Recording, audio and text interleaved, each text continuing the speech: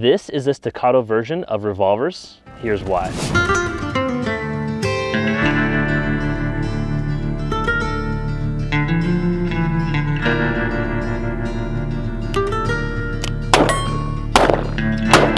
I have been looking for this pistol for 4 years.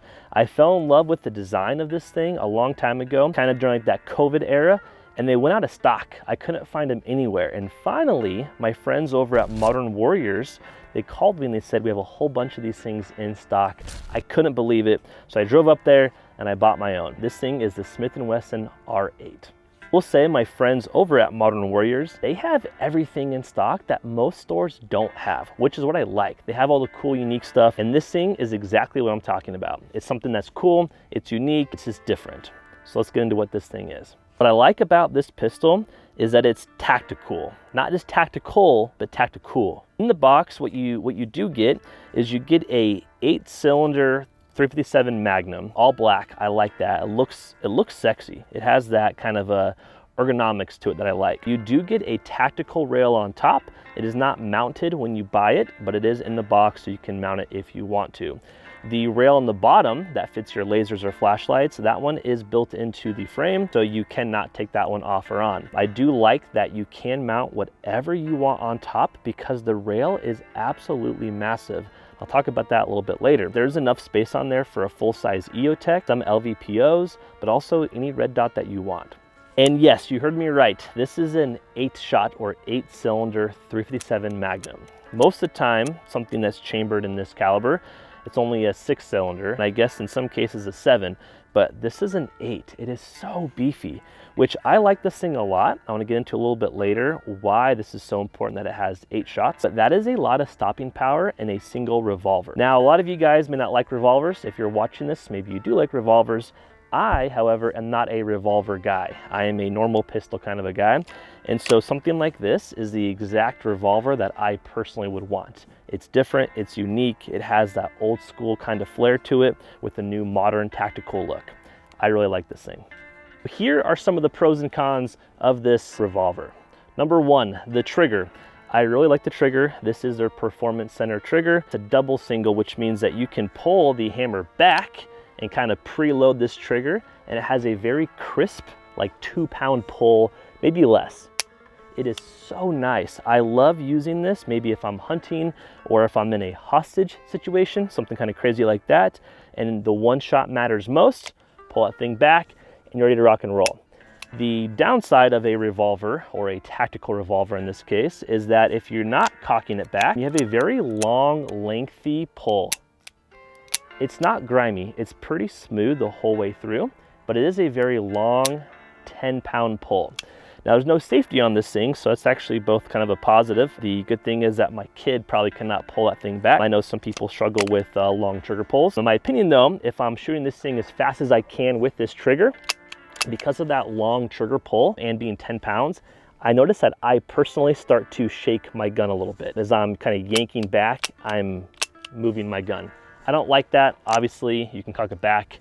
Very nice, crisp single shot. Both a pro and a con in my opinion. If you're a revolver guy, you already know this. If you're not a revolver guy, this might be news to you. The next pro on this pistol is that it is an 8-cylinder. That's a lot. I can't even count that high on most days. The benefit of this over another revolver chambered in 357 Magnum is that most of them only have a 6-cylinder. They have 6 rounds, that's it. To me, that's not quite enough rounds that I would feel comfortable if I use this as for a home defense or I don't know, concealed carry type gun. This having 8 is perfect. I wish it could have 10. I totally get why it doesn't have 10. 8 is already a stretch. 8 is good enough for the girls I date. Some people don't like hoe grips. This one, I really like it. I like that it's black. I hate it when I get a revolver that's like two-toned or a stainless steel with a brown or a black. I like that they make this thing all black. It kind of adds to the tactical part of this thing. For me, it makes sense. Maybe for you guys, it doesn't. Obviously, you can change these things out if you want to. The frame is actually scandium. I hope I'm saying that right. There's a scandium frame, which is a lighter weight metal. That way this thing isn't so heavy, especially when you have 8 rounds. This weighs a lot already as it is. So loading this thing up on top of having that big of a pistol with your optic and with your flashlights, this thing can get really heavy really quickly. And so I love that they kind of addressed this before all this by making it a lighter metal just for the frame though. It did come with 3 moon clips. If you guys don't know what a moon clip is, it is a way to go ahead and preload 8 of your shots. And so once you're done shooting, you could quickly eject right here and then put 8 new rounds in super fast, load it back up, and get back into that firefight. Now, why that's important is because if you have to load this thing up one by one every single time, once you shot your 8 rounds, you're a sitting duck. That would be the worst thing possible.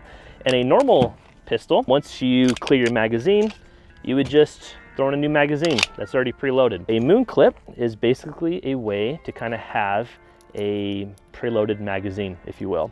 And you just, it is really important with grip when you're shooting a revolver. The grip when you're shooting a normal pistol, you have your 2 thumbs kind of pointing forward, very different grip with a normal pistol than a revolver.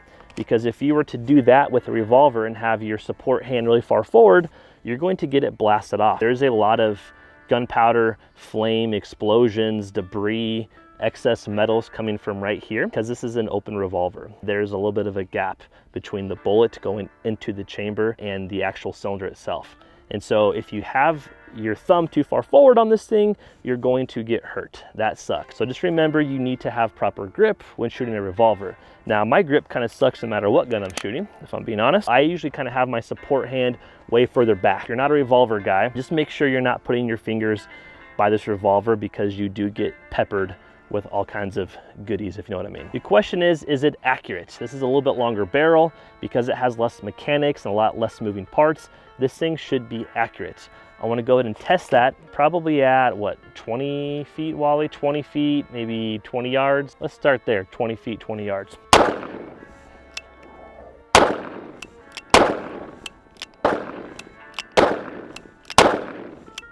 Say, the one time I said I flinched, that was this one right here. 1, 2, 3, 4, 5. I mean, at 20 yards, I'm not a great shooter, but this is great shooting for me with the revolver, holding that thing so far out. I do want to back it up, and let's just see how it is at, I don't know, 40 yards. Okay, 8 more rounds. I think I kind of want to test it because really it's going fast enough that at a long distance, it should have better ballistics than a 9mm, but even with how much it's dropping, it should be a flatter shooting projectile.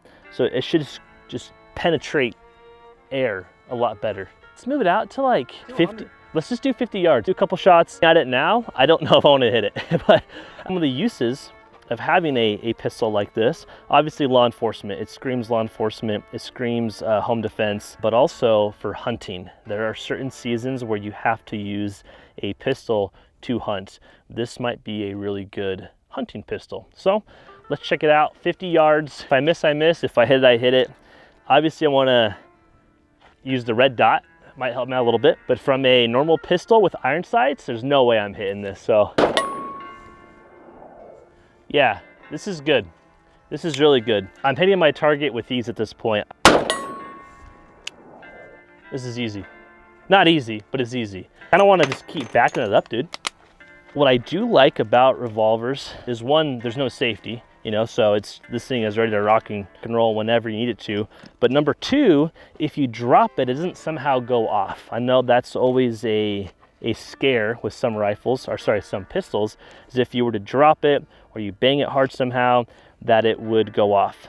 And in this case, it won't. This is a very simple mechanical design. It will not accidentally go off. You have to have this thing pulled back. And if I were you, I would not have that hammer pulled back. If you're concealed carrying this thing or even open carrying it, you would not do that. You know what I mean? Now, you could accidentally somehow pull this trigger, but it's a 10-pound pull, like I said earlier. So this thing is not going to somehow get snagged and shoot your leg off. Here we are at, oh man, 80 yards, you think?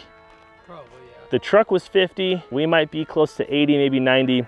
Let's just take a shot, see what happens, okay? Hopefully I don't hit my truck or your Jeep. No way. This is really, really easy to hit. Okay, I would say 100 yards, Wally? 100, yeah. I'm happy that I hit it. This is 100 yards. The fact that I can hit a small torso at 100 yards with the pistol with just a normal red dot on it, that's impressive to me for my shooting ability. But this kind of goes to show that in a real world application, maybe you're hunting, maybe you're sniping somebody with a revolver, whatever it may be, you can hit your target without too much effort. You don't have a perfect zero. I have a guesstimation. So that being said, I am really impressed with the accuracy that this thing has, especially up close. I'm shooting the same hole over and over and over again at 20 feet. At 50 yards, I'm hitting my target, no problem. First time at 80 yards, hit it, no problem. 100 yards, had a few misses. That's okay. This thing is not designed to be sniping things at 100 yards. And so for how I am, this thing can definitely outshoot me in my ability. A lot of you guys may be saying, but Jordan, this is only an 8-cylinder. I have to have at least a 21 round magazine. I totally get that. I kind of agree with you, 100%. However, here's the difference that you may not realize. These rounds are so similar. The 357 Magnum is a .357 in diameter, and the 9mm is actually a .355. There's only a .02 difference between these two rounds. So they're basically the same exact thing. The difference is look how long this round is. That thing is stacked with a whole bunch of gunpowder inside. The pressure is about the same, but it's pushing a much heavier projectile a lot faster downrange. You have a lot more energy when you hit your target. The damage that this thing has at the muzzle, obviously it changes as it goes downrange. You have 10 of these things, 10 357 Magnums would equate to 16 9mm, okay? So you can only hold 8 in here though. And so if you take away these 2, you take away 3 of these guys. It is still 8 to 13. And so a 13 round magazine in some states is actually banned or illegal. So to have the same amount of energy output downrange, you could have that in an 8-cylinder. So California, New York, Rhode Island, states like that, this may actually be a lot more useful than a 10 round magazine if you're shooting 9mm. The traditional 9mm round is going roughly 1,150 feet per second. Okay, and strikes their target with a 364 foot-pound of energy. The 9mm is great, but for me, you're going to want to have maybe a 21 round magazine, maybe if you can a 30 round magazine, because you're shooting a lot of little pew-pews very quickly and they don't have a lot of power behind them. Okay, when you're shooting the 357 Magnum, this is what's wild to me, even when you're shooting just the 125 grain, okay, a little bit heavier grain than normal 9mm, they're going 1,500 feet per second. Now, with those lighter grains, 125 grains, you have 585 foot-pounds of energy. That's wild. That's absolutely wild to me, because today we were even shooting these 158s. They're probably pushing 600, maybe 620 foot-pounds. That is stopping power. That is why you would want this. A lot of you guys saying that 8 isn't enough, think about this. The 1911 that everyone loves and shoots, 45 ACP, that only has 7 rounds, 7+1 I guess, but that's only a 7-round magazine. So you have a whole extra round with this revolver. Now that is less than a normal pistol, absolutely, for sure, I totally get that. But with the accuracy that you have, the ease of pulling that trigger when you do have it cocked back, and just how it looks overall, I would much rather murk somebody who breaks into my home with this guy than just a normal 6-hour P320. Price point. This is going to be one that a lot of you guys are going to be upset about. The price point is around $1,500–$1,600. Put that in comparison, if you get a SIG Legion, this thing is only like $1,200, okay? $1,200–$1,300. And so you're going to spend an extra $300–$400 in some cases to get yourself a revolver. Now, this is Smith & Wesson. This is their performance center. It is a really awesome pistol, but they're extremely hard to find, so the markup is probably a lot right now. These things were kind of out of stock for a few years, especially during the COVID era, when it was hard for a lot of companies to keep manufacturing new guns. This thing kind of went away, but it's back, and like I said earlier, my friends at Modern Warriors, they have a whole bunch of these things. So check out their website, go shop around for some pew-pews, but also they have it for a really good price, a fair price. Now, if you start adding things on like an optic and a flashlight, it's gonna run you an extra $1,000 between optic and flashlights or lasers, whatever you kind of want. So this is gonna be a $2,000 pistol, kind of at a minimum, unless you're shooting it bare naked. Most people won't be. And so it is gonna break the bank a little bit, but this is something, in my opinion, that's gonna last a very long time, that I can pass on to my kids one day, that I won't have to have a lot of service or maintenance or upkeep on it.